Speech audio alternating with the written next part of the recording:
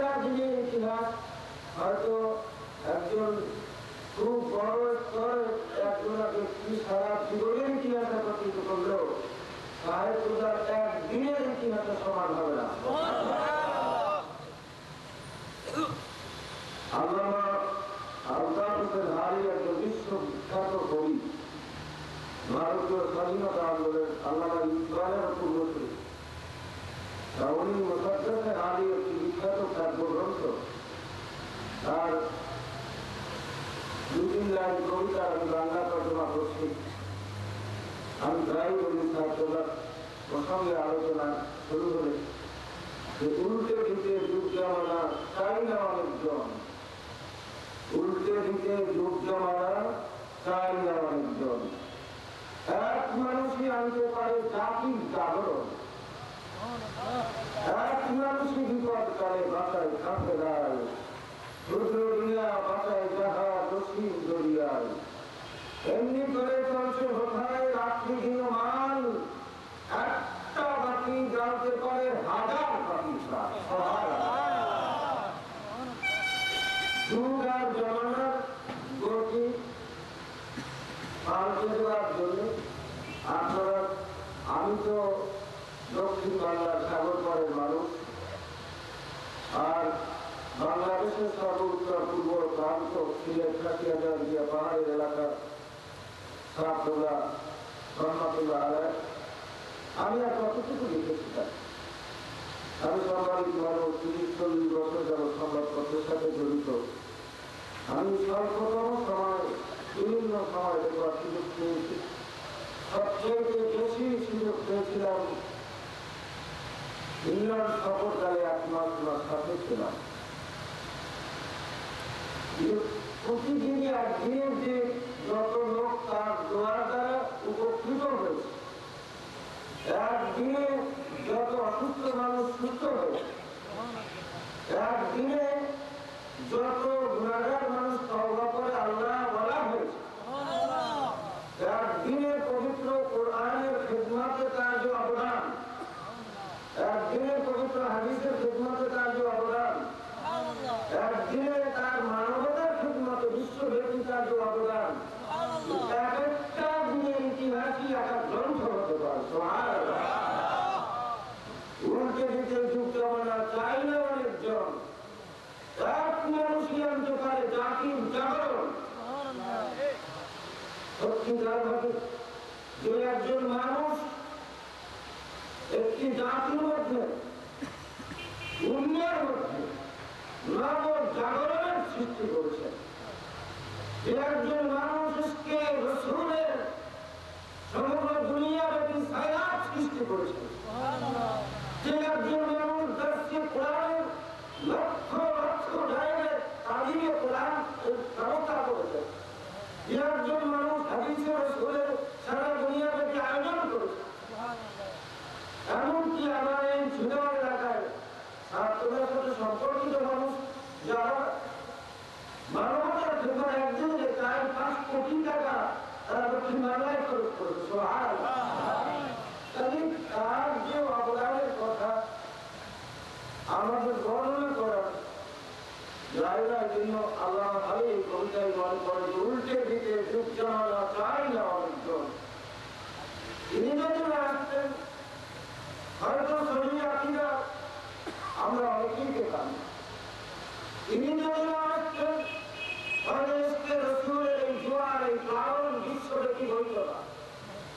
তিনি যদি আসতেন তার আগমনের আগে বাতিলের যে ফেলাপ ছিল, আল্লাহর আমিনের দুশ্মনদের যে প্রমাণ ছিল, সেই যে জমানার গতি, তার জীবনে এক মানুষই সেই গতি পাল্টাইয়া দিয়া সমস্ত পৃথিবী ব্যাপী রাসূলের সহি আকীদা সহি আমলের যে বিপ্লব সৃষ্টি করেছে, তিনি আকারই হতে। সুবহানাল্লাহ।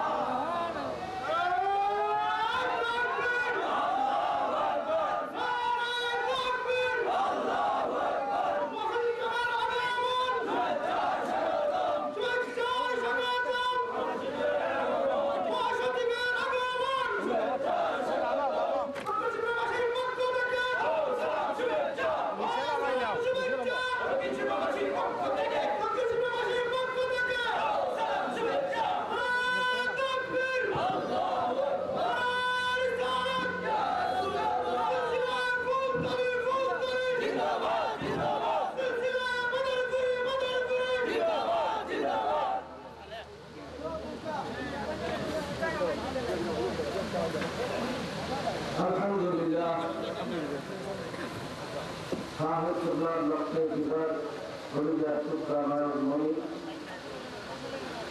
আমাদের ছোট সাহেবুল্লাহ প্রস্তুত করেছেন।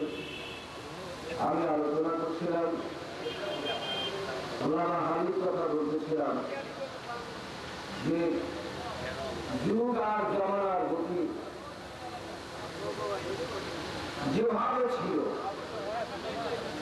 সেটা সম্পূর্ণ পাল্টে দিয়া ইশকে রাসূলের হুব্বে রাসূলের সহি আকীদা সহি আমলের একটা বিপ্লব তিনি সমগ্র দুনিয়াব্যাপী কেবলমাত্র সিলেট নয়, বাংলাদেশ নয়, ইউকে নয়, আমেরিকা নয়, বিশ্বব্যাপী একটি বিপ্লব, একটি ইনকিলাব, একটি পরিবর্তন যুগ জমানাকে তিনি পাল্টে দিয়ে দাঁড়ায়।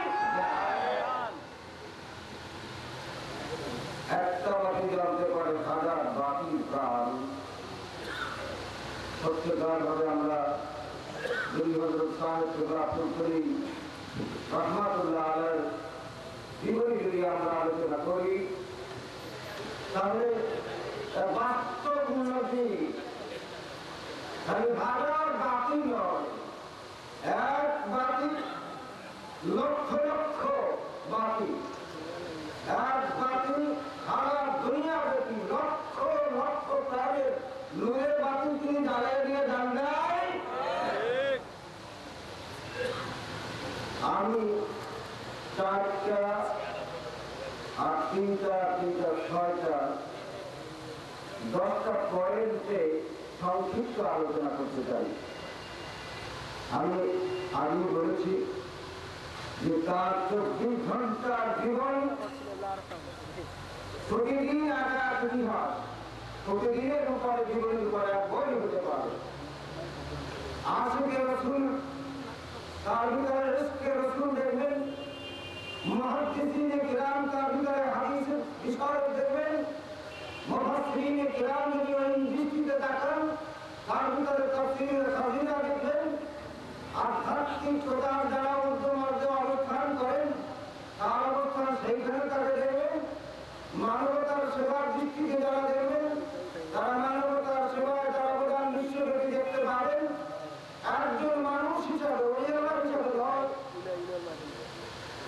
এত বড় আলেম হিসাবে নয়, কেবলমাত্র একজন মানুষ হিসাবে মানবের দৃষ্টিকোণ থেকে যদি তার জীবনে একদিন অবলোকন করেন তাহলে তার ভিতরে একজন অদ্ভুত পূর্ণাঙ্গ মানুষ তার ভিতরে দেখতে পাবেন। তাই এত গুণের সমাবেশ, এত গুণের একত্রে যে একজন মানুষের মধ্যে এইরকম লোক আমার জিন্দিগিতে আমি একজনই দেখেছি।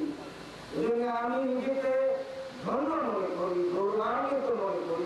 আমি আগেই বলেছি যে আমি সাগর পাড়ের মানুষ, আর এই খাসিয়া জয়ন্তিয়া পাহাড়ের পাদদেশে এই পুণ্যভূমি ছেড়ে হলো সাহায্য কদিন আগে দেখেছি। আমি অতি নগণ্য মানুষ, আমার জীবনে আমি যতদিন তাকে দেখেছি, যতদিন তার কথা শুনেছি, প্রতিদিনের ইতিহাস কি একটা বই হতে পারে এমন এক মুহূর্তকে আমরা হারিয়েছি। আড়াই না তিনি আছেন। আল্লাহ রবির ইন্তেকালে আর আমাদের সাধারণ মানুষের ইন্তেকাল একরকম নয়। তারা বিদায় হয়ে যান দুনিয়া থেকে। আল্লাহ রাব্বুল আলামিন তাকে হুকুম করেন, তুমি এখন সাহেব করো, গোটা দুনিয়া তুমি ভ্রমণ করে বেড়াও। তিনি তার আশেদের কাছে যান, আশে কামের মধ্যে তিনি হাজির হন। তাকে অনেকে দেখেছেন, দেখতে পান, যাদের নজর আছে তারা এখানেও তাকে দেখতে পাচ্ছেন।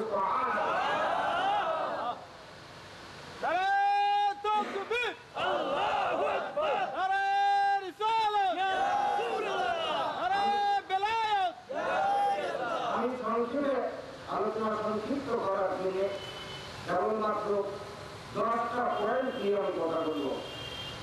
1 নম্বরের কথা, হযরত সাহেব আব্দুল করিম সবচাইতে বড় পরিচয়, তিনি সত্যিকারের একজন নায়েবে নবী, আল্লাহ হাবিবের সত্যিকারের একজন অনুসারী, একজন নায়েবে নবী ছিলেন। এটাই সবচেয়ে বড় পরিচয় আমার কাছে। আমরা সকলে বলি আলহামদুলিল্লাহ। কি জন্যে? আল্লাহর হাবিবকে আল্লাহ 4টি কাজের জন্য প্রেরণ করেছে।